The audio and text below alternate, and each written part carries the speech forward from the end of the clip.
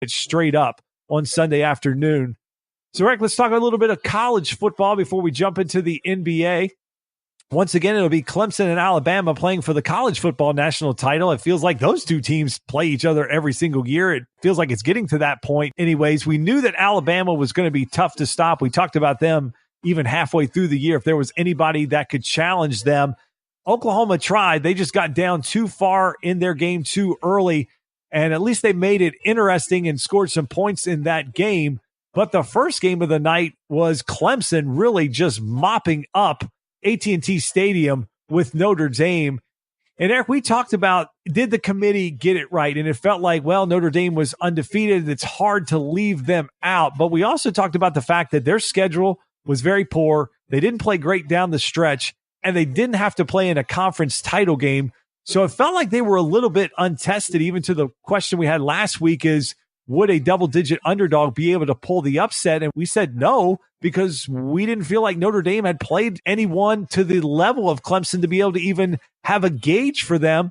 And here they go. They get blown out again. It feels like every time they get on the big stage in the college football postseason, whether it be back in the BCS days, the college football playoff, or even one of the Big Six bowl games, they don't tend to play well. So at what point does their awful play get factored in by the committee and they eventually get left out?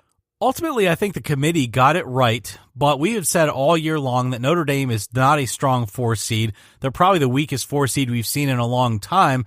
And although I think the committee got it right just based on records and based on what they needed to do, Clemson was always going to win that game, and they were always going to win that game by a lot. The trouble is now the committee feels a little bit justified because number 5, Georgia, loses to number 15, Texas, and number 6, Ohio State, has a tough time with number 9, Washington. Then you have that Cinderella team, UCF, that everybody was fighting for, and they lost too. So I think ultimately the committee made the right move by putting Notre Dame in, but they were never going to win that game. And as far as Alabama's concerned, Oklahoma scored a lot of points. That's great, but Alabama was never out of touch with victory in that game. So this was just destined to be the rematch of the rematch of the rematch, and on and on and on. That's what college football is right now. It's Clemson and Alabama. It's partly why I'm not that interested in college football. Yeah, I think it'll be an argument when they get to the point of trying to get to potentially 8 teams, of the fact that maybe you could weed out a Notre Dame earlier and you could get better teams playing closer games potentially in your semifinal games, especially with how much money these sponsors are paying for bowl games, and you get sort of these blowout situations happening in 2 of the 3 premier bowl games in college football, especially when you talk about the playoff system. And look, you hit it on the head. Georgia comes out and sort of lays an egg versus Texas, and Ohio State wasn't that impressive in the second half against Washington, but I think either one of those teams would have given Clemson a better game than Notre Dame at that point. I just think that if you're not going to play a schedule, I mean, look, they played Michigan early, but Michigan ended up not being that great of a team. So that win sort of got diminished by Notre Dame, and then they really didn't play anybody. They struggled to beat Pitt. They went into USC and they didn't play all that great. And then they got rocked on national TV by Clemson. So I do think at some point, Notre Dame's going to have to play a better schedule if they're not going to play a conference title game and expect to keep getting back to these bowl games. I mean, at that point, why not look at a team like UCF? If they hadn't lost their quarterback, at least they've had a sustained record of doing it. We talked about that a couple weeks ago on the show, that once they lost their quarterback, they had no shot because the committee was trying to protect themselves against a blowout type situation. And that's exactly what they got with Notre Dame. So we'll definitely be watching that Clemson-Alabama game and talk about that on the next episode of Talkback. So let's take it to the NBA to close out segment 2 here on episode 231. Oh, back in the news again, Mr. LeBron James once again creating a buzz, this time because he has proclaimed himself the GOAT based off of his title in Cleveland, where they beat the Golden State Warriors and came back from that 3-1 deficit. This came out on his More Than an Athlete docuseries on ESPN+. So, Eric, we went back and forth on Twitter a little bit about this. You talked about the fact that maybe this is his agenda now going forward to really push this as he being the greatest player of all time. So do you feel like this is just LeBron starting this conversation and really pushing this agenda, this narrative out there? Or is this him creating buzz for a show and for a network that ESPN has been trying to build up and push that platform now for a while, and bringing in people like Kobe and Peyton and now the UFC on this pay site, ESPN+? It's definitely a little bit of both. I think part of LeBron James's career, right up from the decision years and years ago, all the way to what we're seeing now with him driving content for ESPN, and as they are pretty much, as you like to say, whores for content and clickbait. I think that he's in a situation now where he's damned if he does and damned if he doesn't. But I think I'm actually going to side with you a little bit more on this one, even as a huge, huge LeBron James fan. I mean, he's still my favorite player of all time. But I do sort of get the argument that as he's building a brand, as he's driving content, he's driving eyeballs to himself, he's going to fall into more and more of these hot topic type conversations. Anytime he's on the shop and he's, dropping F-bombs and talking about hot topics of politics and stuff like that, he's going to divide the community. Anytime he's calling himself the greatest of all time, which I'm going to give him a little bit of a pass on that, because I think really what he means to say is that series was probably one of the greatest of all time, and the athletic accomplishment is one of the greatest of all time. But he needs to be careful, because guys like Jordan and Larry Bird and those guys didn't necessarily refer to themselves as the greatest of all time. They let others do that for them. The only thing I'll say in LeBron's defense on that is, well, he gets asked all the time, are you the greatest of all time? And people have compared him forever to Michael Jordan since he's entered the league, partly on his own fault. But again, he hears that all the time. So it's just a narrative that's just always there. So he's giving into it a little bit because it drives that message, and he's building up. Hey, I'm now in the twilight of my career. I think he's starting to lay the groundwork and setting the stage for a potential I'm the greatest of all time argument. I think he still has a ways to go. If he wins 6 titles and he's been to the finals 84 times and he has all the cumulative stats, then maybe at the end of his career we have a conversation. But until that time, it's probably not a real good look. Now, with all that being said, he's still the guy that I enjoy watching play basketball the most. I don't think that's really going to change, but this Hollywood stuff, it's definitely becoming more and more of an issue for guys like me who are big fans, because, Justin, it gives guys like you who are Jordan fans just more avenues and ways to hate us. You're right. It definitely does. When I saw this come out, I just had to just shake my head and sort of laugh at just, again, I talked about it last week. It just feels like LeBron's life is becoming produced, that everything he does is for some kind of public consumption through some platform that he's involved in and monetarily involved in. And this is just another one. I think he was absolutely serious, that he, in his mind, which is his prerogative if he wants, thinks that he's the greatest of all time. His methodology is just flawed. Yeah, it was a great comeback, and it's 3-1, and I know what the Warriors did in the regular season, but LeBron was playing with 2 All-Stars as well. And Kyrie Irving had a monster series and a monster final 3 games of that series and hit the big 3-point shot in Game 7 as well. So to me, it feels like you've got 3 All-Stars. If you think that you're the greatest player on earth, okay, so if we line those 6 players up and LeBron thinks he's the greatest player on earth, you're automatically going to take LeBron first if you're drafting.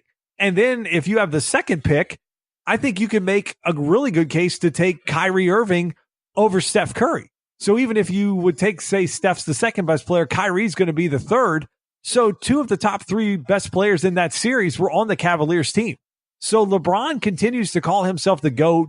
And I listen to guys like Nick Wright and Shannon Sharp, and they make these cases and they talk about the fact of playing against teams before All-Stars. Okay, that argument is so flawed with the Spurs because all those guys were old. They were not in their prime outside of Kawhi Leonard. And then, these Warriors teams, the ones that they've played, they do have 4 All-Stars on them, but they didn't beat them.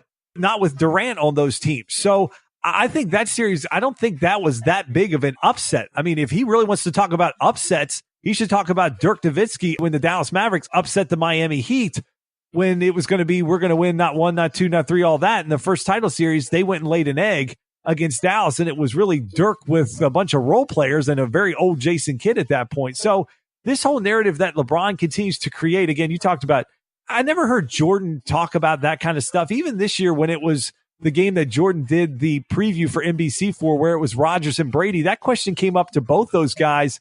And they both said sort of the same thing of like, we just, I don't really think that way. Want to let my career play out. Even Brady with 5 Super Bowl rings was very sort of nonchalant about it. Just like, it's not really for me to decide. I'm still playing. That may be a conversation for down the road. He didn't just come out and do this. And he had a documentary series as well I think it was on Facebook, and he never came out and said anything like this. So it just feels to me like this is just going to continue for this year and the next 3 years, where LeBron's just going to continue to put himself in the media spotlight because he's on multiple different shows right now. And if you're not creating content, you've got to come out and do something to drive viewership. And we even saw it come out for Game 6 with his locker room stuff, talking about the Warriors and they're effed and this and that. And it just feels like this kind of stuff's going to continue to come out because everything LeBron does now, Eric, it feels like there's a camera on him or he's mic'd up. And again, I talked about it last week. He can't even go watch his kids play basketball and sit down and have a conversation with them without it being mic'd up and getting put out on social media. So I feel like we're just in this LeBron produced lifestyle where it's going to be a topic for the show. It feels like every other week at this point going forward for the rest of his time in LA. Yeah, and the only best argument I've heard as far as defending LeBron and just sort of separating the two, and I'm not saying whether or not I buy into this, I'm just saying it's something that I read that I was like, okay, I kind of get that. I kind of find that interesting, is that someone wrote an article that talked about how Michael Jordan revolutionized the game of basketball. He revolutionized what it meant to be a world star athlete where you are universally recognized, you were the best on the planet at your craft, and Jordan also revolutionized the apparel industry. He was the first guy to have shoes that became hot commodity items in an annual type of, you have the 1, you have the 2, you have the 3. You want every season of the shoes because they always look good and they're popular. And he brought that to a different place. And that was in the 90s what was available at the time.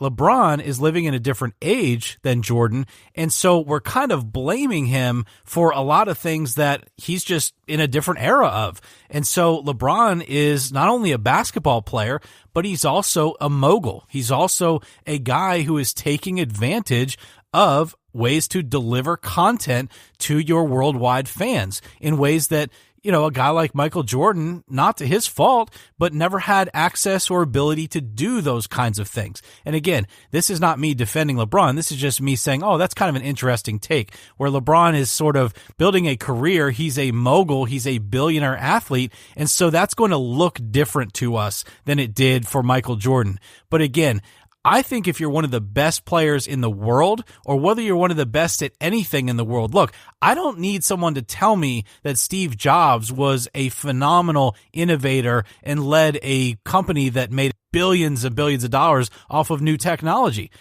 It was in front of our faces. We knew it.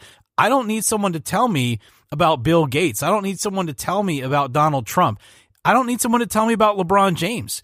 Look, if you're the best in your sport and you're Tom Brady and you're LeBron James and you're Michael Jordan, I don't think you need to say that you are the greatest. You can let the other 3 or 4 billion people on this planet say it for you. That's where I get kind of disconnected with LeBron right now, is I do wish he would back off that a little bit. I don't care if he's going to do all this content delivering stuff. That's his life. That's his prerogative, like you said. And he can have the opinions of himself like he wants to. I'm sure Dale Earnhardt thought he was the best race car driver of all time, or Jeff Gordon or whatever. I don't really have a problem with athletes thinking that of themselves. I mean, that is what they're there to do, right? Become the best of all time. But if you are the best, you shouldn't need to say it. Well, Eric, we'll finish up the show, and let's talk about a guy who might be able to call himself the best scorer in the NBA right now, and that is James Harden. He has been on an absolute tear. He's got 8 straight games with at least 35 points or more. We're recording this on Thursday night. The late game on TNT will be the Rockets at the Warriors, so there's a good chance he's going to extend that streak, as the Warriors are sort of a mess right now and never that great defensively in the regular season. So it felt like for a while, Eric, it wasn't that long ago, I think 3 or 4 shows ago, we talked about the Rockets being at the bottom of the Western Conference, but we talked about the fact that what could play into their favor was if they could get hot, get on a win streak.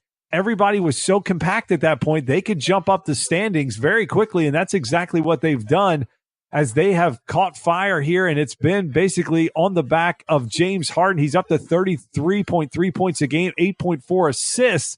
We weren't talking about him early, but we've got to now. Has James Harden jumped back into the MVP talk this year? Yeah, I think it's a hands down easy conversation at this point because you said it a couple weeks ago. They were